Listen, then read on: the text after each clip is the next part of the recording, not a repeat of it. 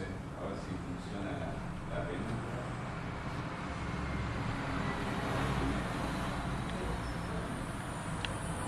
Nos acordamos. Muy bien, se ve que presta atención. ¿Eh? No, ahí veremos. Pequeña luz. Bueno, ahí el tema que nos convoca es buenas prácticas en preservación digital. Nos dividimos con Patricia y bueno, ahora en la primera mitad de la mañana les voy a exponer yo sobre algunas buenas prácticas que seleccioné. Primero les vamos a contar un poco el curso en detalle, porque es donde están marcados todo este compendio que ahora les mostramos. Después vamos a hacer un breve repaso de lo que vimos el otro miércoles, hace 2 semanas, y algunos ejemplos de algunos lugares, ¿sí?, que nosotros seleccionamos sobre buenas prácticas. Bueno, eso era lo que les estaba contando del temario. Entonces vamos a repasar algunas cosas que vimos hace 2 semanas, que eran generalidades sobre preservación digital, las directrices de la UNESCO, que ya se las había recomendado, un poquito de PREMIS, que son específicamente los metadatos que se usan para este tema de preservación digital, y después algunos casos que elegimos entre muchos que hay, ¿sí? Ustedes recuerdan que ya habíamos hablado de los grandes jugadores, digamos, están en las grandes ligas, como se dice, que siempre es la Library of Congress, ¿sí?, o CFC. Pero en estos casos elegimos, como ejemplo de buenas prácticas, estos casos que están ahí, bibliotecas de Suecia, Dinamarca, Polonia, como casos concretos de aplicaciones que además nosotros escuchamos a los expositores hablar sobre estos temas en un taller que se hizo en un congreso de Dublin Core y preservación digital, ¿sí? ¿Vamos bien? Bueno, acá está lo que decíamos la otra vez, la madre del borrego, ¿sí? Porque todos por ahí decimos pisto y damos por sobreentendido que todos entienden de qué estamos hablando, porque en el caso de Claudia Ferrando, Patricia Prada, bueno, Elsa Elizalde, Martín y los compañeros del CISBI, ¿sí?, que ya son varios años de trabajo en esto, y consisten en lo siguiente: son proyectos de investigación científica y tecnológica orientados, ¿sí?, que son auspiciados, promovidos por la Agencia Nacional de Promoción Científica y Tecnológica, ¿sí?, del Ministerio de Ciencia. Y estos se llaman PICTOSIM porque tienen una relación estrecha con el Consejo Interuniversitario Nacional. Entonces se realizaron varios proyectos según las áreas, ¿sí?, en que están distribuidas las universidades en nuestro país. Si ustedes se fijan, todos estos proyectos tenían como objetivo trazar lo que sería el racional, la logística, la planificación, contribuir, ¿sí?, a la construcción de repositorios digitales. Entonces tenemos, por ejemplo, ahí está el bonaerense, dirigido por Sandra Miguel de la Universidad de La Plata, ¿sí?, estudió las experiencias de la región bonaerense. Y ahí tienen ustedes, no es para que lo lean ahora porque la letra es muy chiquita, pero la presentación es para que ustedes después, si quieren, lo vean, ¿sí?, todas las universidades que participaron. Después está el PICTO del Centro-Este, dirigido por Patricia San Martín de la Universidad Nacional de Rosario. Ahí también está Paola Mongiovanni, ¿sí? Centro-Oeste, bueno, trabajó sobre también toda una temática de repositorios de las universidades de Villa María, Córdoba y San Luis. Después ahí tienen una referencia de todo el listado de los PICTOS. Bueno, el del noroeste argentino, el del sur, que trabajó sobre diagnóstico y modelado, y el metropolitano, que es el que integramos nosotros junto a otras universidades, que es el que está ahí primero, el 142, cuyo título es Bases para la puesta en marcha y sustentabilidad de un repositorio digital institucional. Fue coordinado por la doctora Marita Soto del IUNA, ¿sí? Ahora Universidad Nacional del Arte. Por aquí tenemos gente que vino. Y participaron en este picto todas las universidades de la zona metropolitana, ¿sí? General Sarmiento, Lanús, Quilmes, Lomas de Zamora, la Tecnológica Nacional Regional Buenos Aires y por la Universidad de Buenos Aires, bueno, varios de los que están en función, ¿sí? El picto en el que nosotros participamos tenía 3 ejes. Acá les estoy mostrando el contenido solo del eje 3, que es el nuestro, ¿sí? El primer eje era aspectos culturales, el segundo derechos de autor.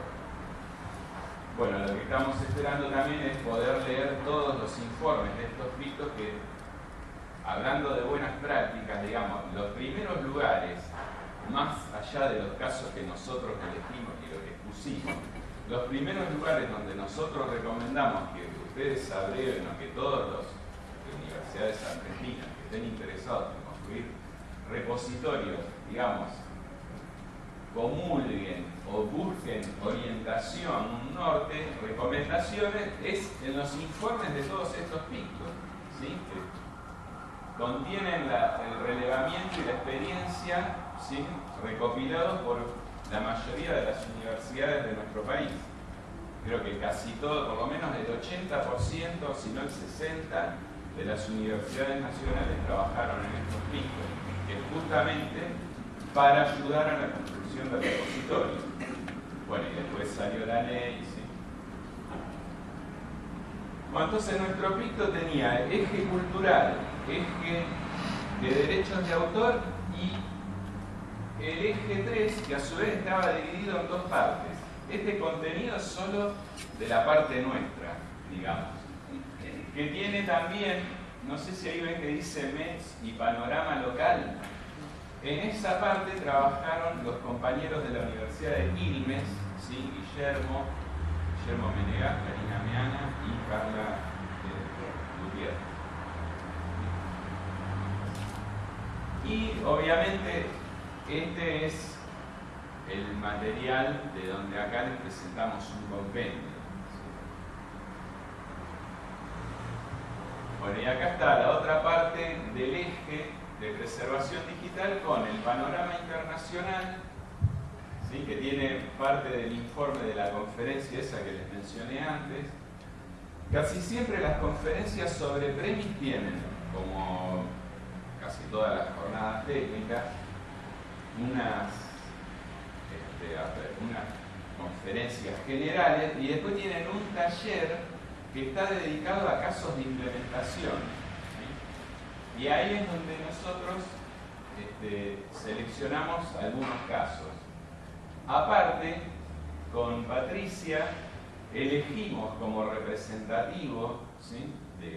Y como caso para analizar los repositorios de Barcelona, ¿sí? Pero bueno, de eso después les va a hablar ella. Bueno, entonces ese es el marco. Ahora repasemos un poco cosa que habíamos visto hace 2 semanas, ¿qué es la preservación digital? ¿Nos acordamos algo? Bueno, la definición fácil de 2 renglones es la de la UNESCO, ¿sí? Es el conjunto de acciones destinadas a mantener la accesibilidad a los objetos digitales a largo plazo. Siempre que hablamos de preservación digital, a largo plazo. Y el objetivo es poder visualizar, recuperar y usar todas las colecciones digitales. Y como siempre, ante los cambios. Habíamos visto también hace 2 semanas, y que surgen de este mismo informe que hizo la Biblioteca Nacional de Australia y Nueva Zelanda, que son Australia, bien. También hay instituciones pioneras que trabajan en esto y entre ellas siempre tenemos que recordar la Biblioteca Nacional de Australia, la de Nueva Zelanda. Ustedes conocen el Greenstone, por ejemplo. Bueno, el Greenstone es una iniciativa así también de una universidad de Nueva Zelanda. Bueno, en esta zona se trabajó mucho y también ellos hicieron como una especie de protocolo que después la UNESCO lo tomó y lo recomienda como directrices de puntos básicos que uno tiene que tener claro cuando va a planificar o a construir un repositorio. Y en lo referido a la preservación digital, acá ustedes tienen 15 puntos que el día que, supónganse, estén trabajando en el repositorio de su institución, ¿sí?, tienen puntos para hacer, digamos, lo que sería el reglamento. Si ustedes tienen que cumplir con un repositorio superior, porque ustedes están en una facultad y tienen que enviar, ¿sí?, a la central, digamos, ahí le van a decir que tienen que mandar esto así, así, así, que es lo que suele ocurrir. Ahora, ustedes tienen que hacer el repositorio para ustedes, igual tienen que tener, en algunas instituciones habrá instrucciones y en otras no. Pero, por ejemplo, una cosa que es un rompedero de cabeza por elegir una, digamos, la validación de los formatos. Si nosotros publicamos, vamos a tener que publicar en formatos abiertos. Decimos, bueno, ponemos las cosas en PDF, pero ¿qué pasa? Si cuando tenemos 5 PDF, por lo general, como cuando tenemos 5 libros, no hay problema, ponemos los 5 libros y listo. Ahora, si tenemos 500, 5000 y se va escalando, en un momento puede ser necesario también validar si los PDF que estamos publicando son abiertos, ¿sí?, son legibles. Bueno, todo eso también se hace a través del software y en escala. Todo eso hay que planificar, por nombrar un ítem. El otro podría ser los nombres de los archivos. Tengo que procesar la colección de los artículos de una revista. Bueno, ¿qué nombre le voy a poner? Volumen 24, número 2. Le voy a poner el año en el nombre del archivo, porque también puede ser que empiezo a poner el nombre del archivo de 150 caracteres y no es práctico. Entonces, eso todo tenemos que estudiar. ¿Cómo lo hacen otros? Si hay algún método. Después, uno de los puntos es la producción de metadatos de buena calidad. Le habíamos dicho la otra vez que no es algo que vamos a hacer manualmente, ¿sí? No vamos a ir de acá a la computadora más cercana, ahora en la notebook nos vamos a poner a cargar metadatos. No, lo va a hacer el software, pero nosotros lo que tenemos que lograr es que el sistema de nuestro repositorio, por medio de configuración, parámetros, saludos a la gente de sistemas, a los informáticos que vengan y que habiliten lo que sea necesario, capturen todos los metadatos de nuestros objetos digitales. Esto es el ideal. Después ustedes van a ver en alguno de los casos que nosotros presentamos que incluso las grandes instituciones hay parte de esta tarea que no la realizan porque también es un tema de tiempo y, como siempre, nuestro recurso fundamental, dinero, ¿sí? Y bueno, y el tiempo también es dinero, así que estamos en la misma. Entonces, no nos va a sorprender, o no nos tiene que sorprender que grandes instituciones hay parte de estas cosas que no las hacen, ¿sí?, pero son conscientes de que no las hacen. De todas maneras, lo que se dice que es, si a lo largo del repositorio, en mi repositorio, la mayor parte de lo que pueda tener metadateado es una ayuda, ¿sí?, para el futuro, para cumplir lo que se llama la preservación. Bueno, entonces, en muchos de estos puntos no nos vamos a detener porque escapan, ¿sí?, pero ustedes los tienen estudiados en los pictos. Por ejemplo, la protección de la propiedad intelectual, la seguridad del sistema. Hay otros también en los cuales podemos tener ayuda de otros departamentos de nuestra institución. Nosotros vamos a dedicarnos ahora a la parte de solamente de buenas prácticas en preservación. Esto es lo que decimos siempre, ¿sí? Se nos degrada el soporte de almacenamiento o cambian las tecnologías, ¿sí? Los disquetes, los CD, ¿sí? Cuando teníamos disquetes los pasábamos a CD, cuando teníamos CD los pasábamos a DVD, cuando teníamos muchos DVD los pasamos a un disco externo y así vamos migrando. Nosotros vamos haciendo tareas de preservación básicas que son, una de las más famosas es migrar, ¿sí? La otra es una emulación. ¿No? Vieron que hay gente de la comunidad de los juegos que todavía le gusta, por ejemplo, esos jueguitos arcade que los personajes se mueven, no me acuerdo el nombre técnico, que se mueven. Bueno. No, pero los que se mueven así de perfil. ¿Sí? Bueno, Príncipe de Persia, por ejemplo, no sé, 1990. Si yo lo quiero jugar ahora para recordar viejas épocas, tengo que emular un entorno en DOS con una pantalla de tantas líneas, con color verde o ámbar, ¿sí? Y eso se llama emulación. Si en el Windows 9 o 10 quiero usar el famoso Winisys de nosotros, no puedo, porque es otro sistema operativo donde no puedo correr ese programa que viene de otra época. Entonces, ¿qué se hace? Se emula otro entorno operativo para que el usuario pueda correr el programa. Lo mismo va a pasar con producciones artísticas, digitales, realizadas hace 10 o 15 años. ¿Sí? Nosotros tenemos un caso, que ustedes pueden verlo, que es el de la revista Encrucijadas de la UBA. Fue realizada hace, creo que primero salió en el 95. Los primeros números salieron en el 95, ¿sí? Eso es tan solo impreso. La segunda época, que no me acuerdo a partir de qué año es, fue realizada, ¿sí? También había una versión impresa, pero la versión digital está realizada con otras tecnologías y reconstruir la revista, ¿sí? Significa prácticamente hacerla de nuevo. Bueno, esto le va a pasar a todos, porque todos pasamos por la transición de sistemas operativos, sistemas de diseño propietario, tercerización de servicios. Esto es algo normal, ¿sí? Que pasa en todas las instituciones.